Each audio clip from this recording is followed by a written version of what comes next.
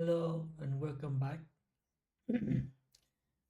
In the last lesson, I show you how to create a Databricks Pre-Show and Databricks Workspace. In this lesson, I'm going to show you how to create a Databricks cluster. Please, please keep in mind that Databricks cluster or Databricks compute are the same thing. Here we are in Databricks Workspace. To create a cluster, let's navigate to the sidebar and click on Compute icon. And then click on the Create Compute button.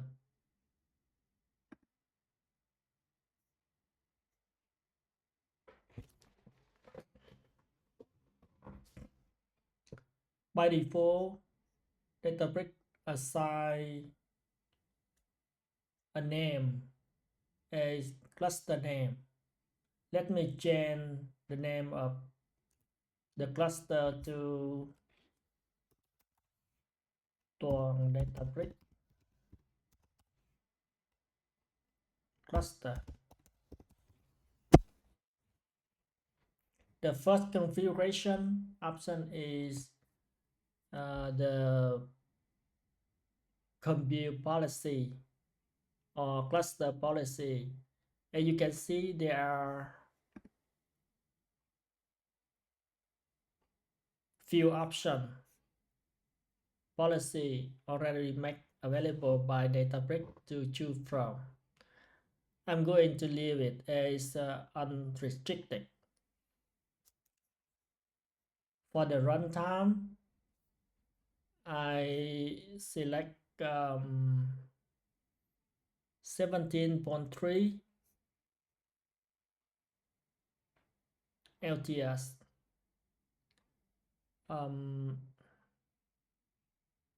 I will untick this option, photon acceleration. For preferred node type, I'm going to select standard D4 DS V5.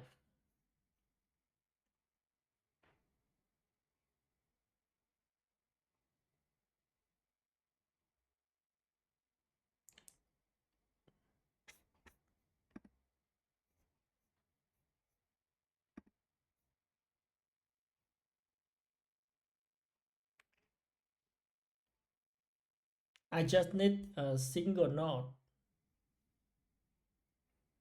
cluster as I'm dealing with only a small amount of data. Also, a single node cluster is cheaper to run and it costs less. So I will be creating a single node for now.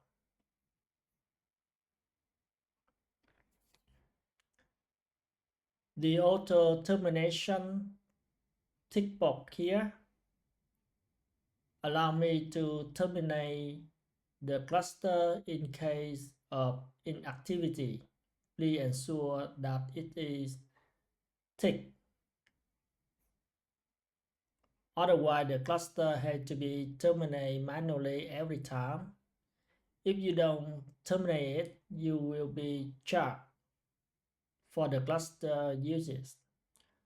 Within this box, I will specify the number of minutes of inactivity, and the minimum value is 10 minutes, but I'm going to give a value of 20 minutes. Now that I have configured the cluster I want to create, so let's click on the create button to create the cluster or compute here.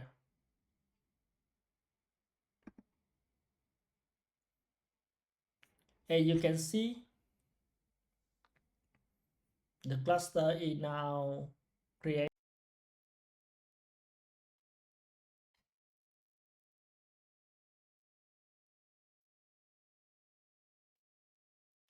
Okay, the cluster is now created and up and running. It took about 5 minutes. The green dot here indicate that the cluster is running now. Now, by going back to compute icon, we can see all the cluster that are available in this workspace. In this case, we only have one cluster, the one that we just created. So to terminate the cluster,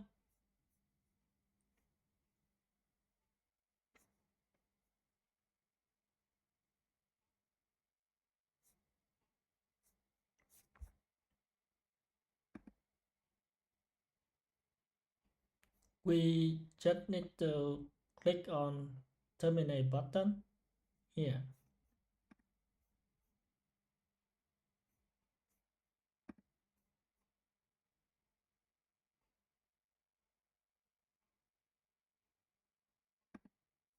And click confirm button.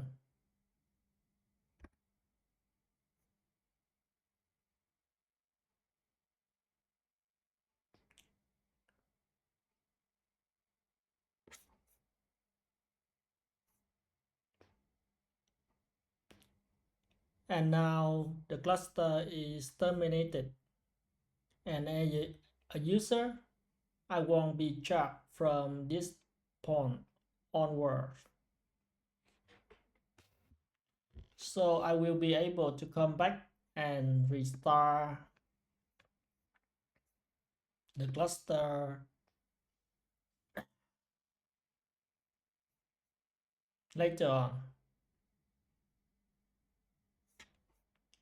And that's the end of this lesson. I will see you in the next one.